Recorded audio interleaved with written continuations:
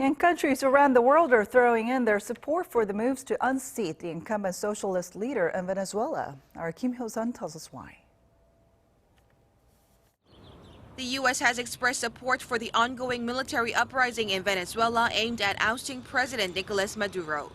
Tweeting that Washington stands with the people of Venezuela and their freedom, President Trump added he's watching developments very closely. U.S. National Security Advisor John Bolton explained that the Trump administration seeks a peaceful transfer of power, but stressed that all options are on the table.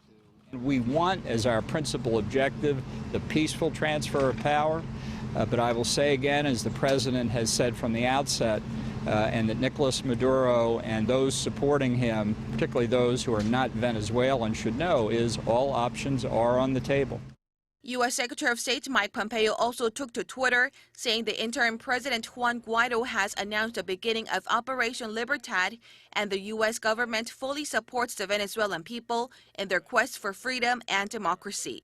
Meanwhile, UN Secretary General Antonio Guterres has called for maximum restraint to avoid violence and immediate steps to restore calm. He also explained he's willing to mediate if both sides request help. European countries also urged restraint in the South American country, calling for new elections as a way to settle the political crisis. In a statement Tuesday, the European Union said it rejects any form of violence and would continue to push for free and fair elections. Brazil's right-wing government threw its support behind the uprising and called on other nations to do the same. The Brazilian president tweeted that the people of Venezuela are, quote, enslaved by a dictator, and sent support for the freedom of the country to become a true democracy. Hyo-sun, Arirang News.